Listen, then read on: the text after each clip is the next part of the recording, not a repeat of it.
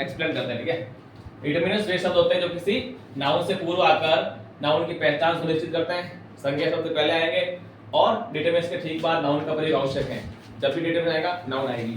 पहला इसका यूज है, पहला डिटरमिनेंट सम का होता है कुछ। पहला है अननोन, इंडेफिनिट नंबर और क्वांटिटी। अज्ञात, अनिश्चित संख्या एंड मात्रा, इनके लिए यूज होगा। कैसे? सम का जैसे अनकाउंटेबल नाउन के लिए आता है। सम कुछ में कुछ भी हो सकता है, कितना है पता नहीं, मात्रा कितनी है पता नहीं है, नंबर कितने हैं पता नहीं, इसलिए कह दिया अनिश्चित संख्या, पता नहीं, निश्चित नहीं है। या अज्ञात, जिसे जानते ही नहीं है, वो अननोन हमारे लिए, उसके लिए आएगा कुछ। अब कुछ में तो हम पता लगा सकते हैं, कुछ लड़के बैठे हैं, कुछ बैठे कितने हैं, है ना, लेकिन गिन तो सकते हैं हमको। अगर कहे कि कुछ दूध है, अब उसको गिन सकते हैं हम? तो वो क्या हो जाएगा? अनकाउंट, उसको मापते गिनते नहीं है, अनकाउंटेबल है। और फिर कुछ लड़के बैठे हैं तो वो कौन सा है?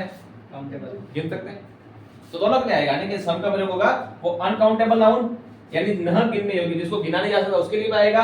और काउंटेबल नाउन जिसको हम गिन सकते हैं उनके लिए भी यूज होगा। दोनों नाउन के पहले आएगा, पूर्व आएगा। फिर सम का प्रयोग सिंगुलर के लिए भी होगा, प्लूरल दोनों हो सकते हैं। सम बॉयज, सम गर्ल, कुछ लड़के कुछ लड़कियां, कुछ भी आ सकता है। सिंगुलर प्लूरल दोनों के लिए यूज होगा। और दोनों में कब आएगा? ये भी नाउन से पहले यूज होगा। मतलब नाउन के पहले होगा, या कुछ भी कर किसी अर्थ में नाउन से पहले होगा, लेकिन यूज देख लो दोनों के लिए होता है, सिंगुलर प्लूरल। और इसका अज्ञात, अनिश्चित संख्या या मात्रा, अननोन, इंडेफिनिट नंबर और क्वांटिटी के लिए यूज होता है। चलिए आगे लगा इसका यूज ऑफ ए पॉइंट आएगा इसके लिए अलग अलग।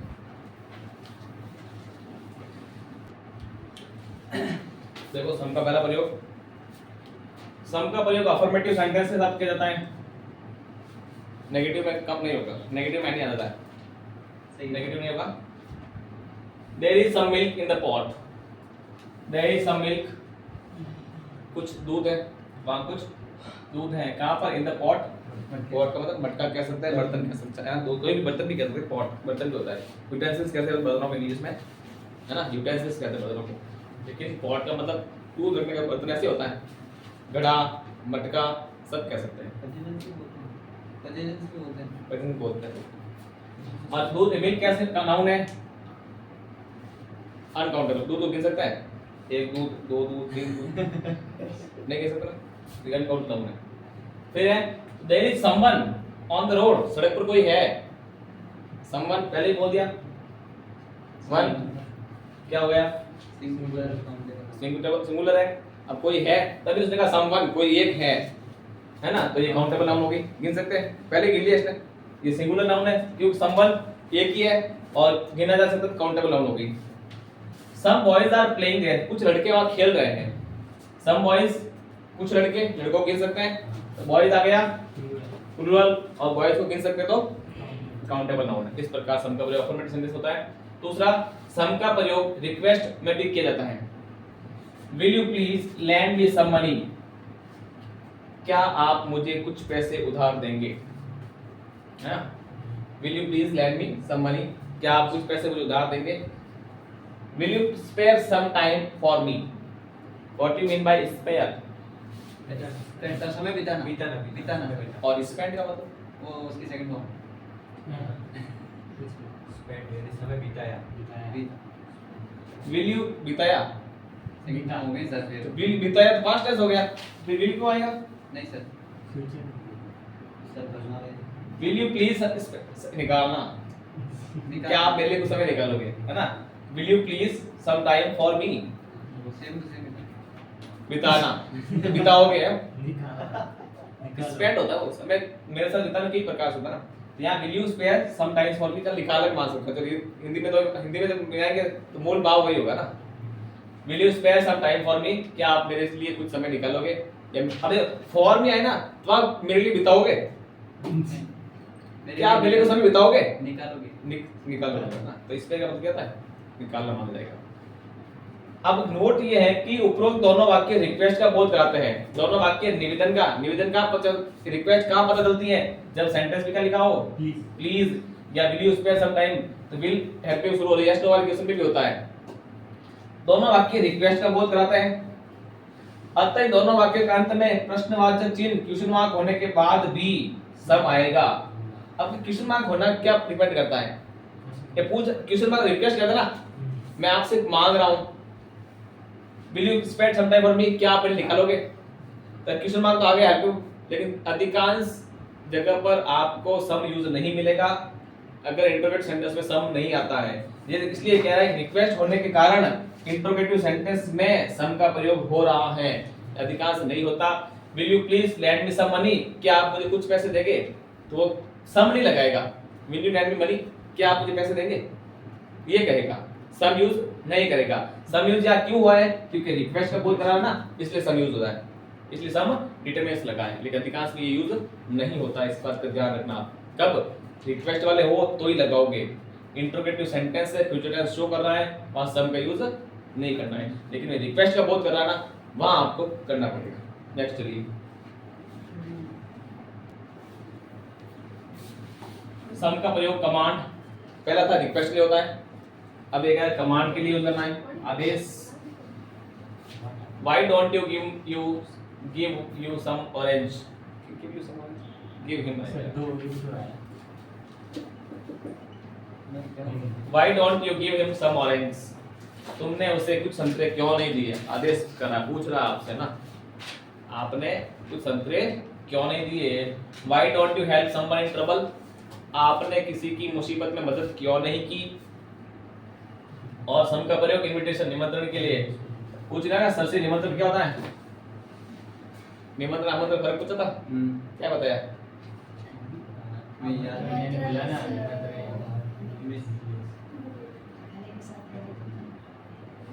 भूल गए, ये क्या मैं पता नहीं होना चाहिए, कुछ चीजें सर इग्नोर नहीं कर सकते, मैं दी बात। Will you please visit us someday, invitation दे रहा है, will you please visit us someday, क्या आप किसी दिन हमसे मिलने आओगे, हमसे हमें देखने आओगे। Will you please visit us someday, किसी दिन आप हमें मिलने आओगे, देखने आओगे, दोनों कह सकते हैं। विजिट का मतलब देखना भी होता है ना, यदि मिलने के या तो मिलने ही कहेंगे। Will you please meet us, meet आएगा नहीं, सब विजिट आएगा, विजिट अस समडे, किसी दिन आप मिलने आओगे। ठीक है, सम का प्रयोग कंप्लीट हुआ। नेक्स्ट लगाई topic any, use of any.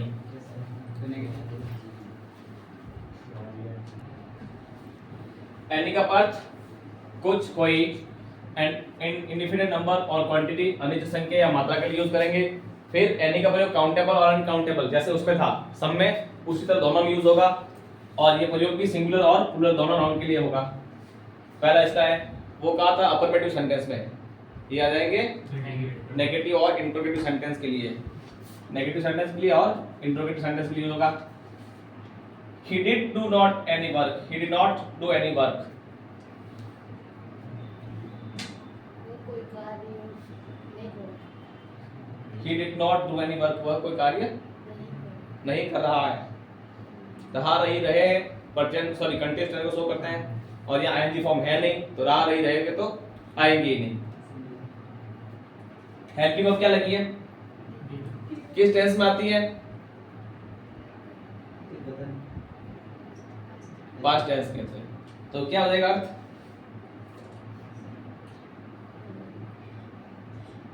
मैं कोई कार्य नहीं करता था, करता था, वह था थी थे, वह कोई कार्य करता था। इसका होगा उसने कोई काम नहीं किया, नहीं किया, क्या होगा, उसने कोई काम नहीं किया है। डिड आते ही आई एक प्रेजेंट पास्ट सिंपल टेंस, था थी थे भी आता है, लेकिन उसको पे कहीं वाज प्रयोग करना पड़ता हमें, वाज वर आईएनजी में आते हैं, लेकिन बिना आईएनजी के भी यूज होते हैं। अब वाज आता तो हम क्या कहते हैं, उसने कोई काम नहीं किया था। करता था तो होगा ही नहीं, करता था, करता है में आता है, और करता है प्रेजेंट टेंस को शो करता है। I don't want any book, है ना, I don't want any book, बहुत सिंपल देखना याद है। प्रेजेंट सिंपल का negative sentence, do does not, present simple बात है, डू डज, आई के साथ डू लगता है। I don't want any book, यहाँ वो तातीते यूज नहीं करना है, I don't want any book, मुझे कोई किताब नहीं चाहिए। व्हाट तो मैं चाह रहा हूँ ना, मुझे कोई किताब नहीं चाहिए। Have you any book, have you any book, क्या तुम्हें कोई चाहिए? हैव रखना होता है, क्या तुम्हारे पास कोई किताब है, क्या तुम्हारे पास कोई किताब, हैव यू एनी बुक का कुछ ये अर्थ होगा। और are there any pens in the drawer, या एनी का फॉर्म किस में लेंगे हम दोनों, आप बता। पेन के लिए क्या आएगा, कुछ, कैसे नाउन है, countable, countable plural, plural pens है ना। Are there any pens in the drawer, क्या मतलब हुआ यार, आप नहीं बोलते तो थोड़ा हमारे मन लो हो जाता है यार, क्या पढ़ा रहे हैं, बोल नहीं रहे, आप भी बोला करो कभी कभी। बोलो हम भी क्या ड्रॉवर में कुछ पेन है क्या? There are there some any pens in the drawer, drawer में कुछ पेन है क्या, क्या ड्रॉवर में कुछ पेन है, पहले देखो जाएंगे आगे है जब आगे ना, तो क्या से शुरू होगा, क्या ड्रॉवर में कुछ पेन है। ठीक है, कितना हो, एक ही हुआ अभी तक, चलो बी लगाओ।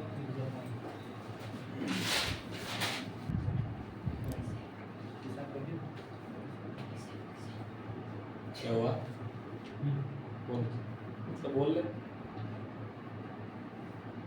बहुत ही सही, रेगिस्तान, चलो आ जाएगा, ठीक है बाद में आएगा, हरियाली करनी आती है मुझे। चलो वाक्य में इफ, वेदर, हार्डली, स्carcely, never, rarely, seldom, deny, fail, forbid, prohibit, impossible, unlikely and barely, इतने शब्द दे दिए हैं। चाहे, यदि, हार्डली मुश्किल से, स्carcely शायद ही, नेवर कभी नहीं, रेयरली सेल्डम दोनों का मतलब एक ही था कभी कभी, है ना। देनी अस्वीकार करना, फेल असफल, फॉरबिड मत ना करे, प्रोहिबिट निषेध, इम्पॉसिबल अनलाइकली या बेयरली शब्द दिए हो तो एनी का ही प्रयोग होता है, चाहे सेंटेंस अफर्मेटिव ही क्यों ना हो। हमने पढ़ा कि अफर्मेटिव में सब यूज होता है, लेकिन अगर ये शब्द आए ना तो अफर्मेटिव सेंटेंस में भी एनी यूज करना आपको। पहला sentence, he has hardly any money, some money भी होता है, एनी मनी भी लिख सकते हैं ना, कुछ पैसे, इसमें कुछ एनी पढ़ रहे हैं हम तो दोनों होते हैं, कुछ पैसा भी कह सकते हैं, है ना। हमें हमने हिंदी में दोनों होता है। He has hardly some any money, उसके पास मुश्किल से ही कुछ पैसा है ना। He has hardly any money, उसके पास मुश्किल से ही कुछ पैसा है। There is scarcely any garden, वहां शायद ही कोई बगीचा होगा। इन डेजर्ट, एक रेगिस्तान में, एक रेगिस्तान में शायद ही कोई बगीचा होगा। The teacher asked if we had any question, teacher ने पूछा यदि हमारे कोई क्वेश्चन हो तो, पूछे ना कि आपके क्वेश्चन हो तो बता दो। And I wonder whether there is any milk in this jug, और जग में आई वंडर, मैं आश्चर्य हुआ मुझे, वेदर चाहे there is any milk in this jug, jug में जो दूध देकर मुझे आश्चर्य हुआ। लगाई नेक्स्ट सी पॉइंट, एक ही पॉइंट और, ठीक है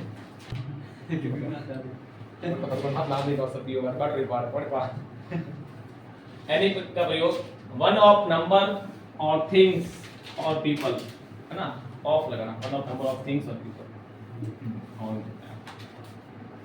वस्तु व्यक्तियों में से कोई एक के लिए, बहुत सारी चीजें हैं उसमें से एक को चुनना है, वहां एनी का प्रयोग करना है। एग्जांपल कब कहां करना है, अफर्मेटिव सेंटेंस में। Take any book you like, जो अच्छी किताब लगे वो ले लो, बहुत ही पढ़िए, जो अच्छी लगे वो, जो आपको पसंद हो वो ले लो। टेक एनी बुक, कोई किताब ले लो, यू लाइक, जो आपको पसंद हो। Any policeman will tell you the way, कोई पुलिस वाला आपको रास्ता बता देगा।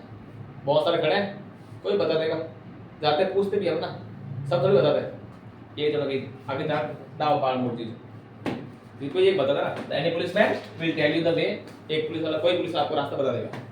डिफरेंस यही है, सम का प्रयोग अधिकांश अफर्मेटिव सेंटेंस में होता है, जबकि एनी का प्रयोग है वो नेगेटिव और इंटरोगेटिव सेंटेंस में होता है। बस ये यहाँ पर सम और एनी दोनों का प्रयोग खत्म हुआ। चलिए नेक्स्ट चलते हैं।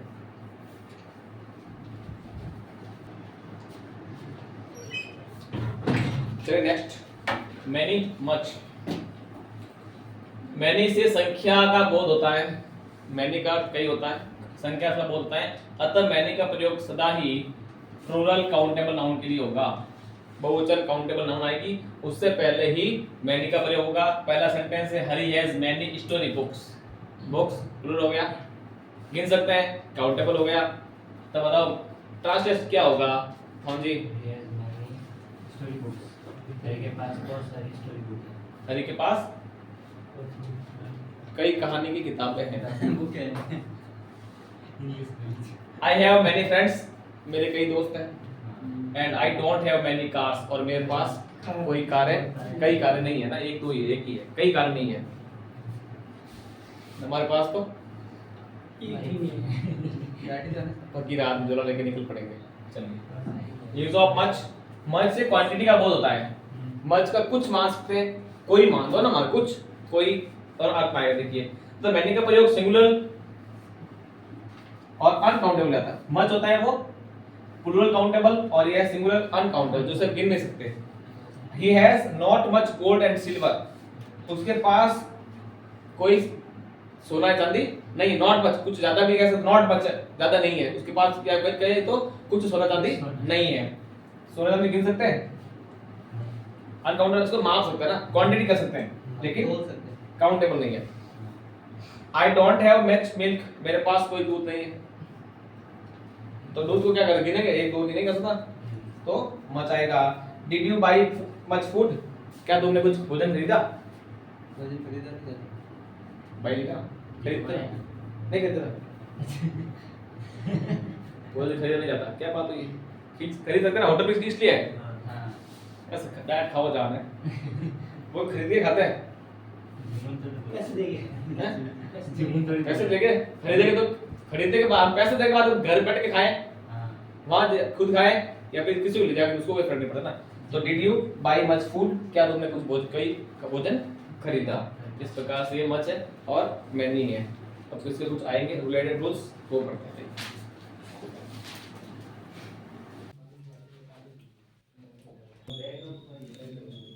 Related some rules of many much.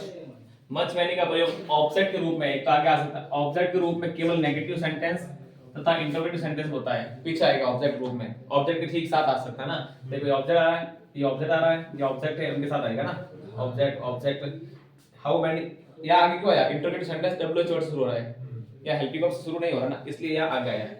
ये हेल्पिंग वर्ब शुरू हो रहा है तो ऑब्जेक्ट आ रहा है, हेल्पिंग वर्ब है ऑब्जेक्ट आ रहा है। ऑब्जेक्ट रूप में नेगेटिव और इंटरोगेटिव सेंटेंस साथ होता है। इनका प्रयोग अफर्मेटिव सेंटेंस में ऑब्जेक्ट के रूप में नहीं होता है। जब ऑब्जेक्ट आएगा, अफर्मेटिव सेंटेंस है, तो वो ऑब्जेक्ट के रूप में यूज नहीं करेंगे हम इसको। पहला sentence, Ram has not much money, Ram के पास कोई पैसा नहीं है, ये नेगेटिव सेंटेंस है, ऑब्जेक्ट के साथ आ रहा पूरा, एक ऑब्जेक्ट माना जाएगा ये। I don't drink much coffee, मैं कोई कॉफी नहीं पीता हूँ। I don't know many people, मैं कई लोगों को नहीं जानता हूँ। And did she buy much sugar, क्या उसने कुछ शक्कर खरीदी? Do you drink much tea, क्या तुम कुछ चाय पीते हो? And how many photographs has you take, और तुमने कितने फोटोग्राफ्स लिए? इसके साथ ये इंटरोगेटिव तीन ऑटोमेटिक सॉरी एग्जांपल हो गए और तीन नेगेटिव हो गई है। चलिए नेक्स्ट पॉइंट नंबर 2।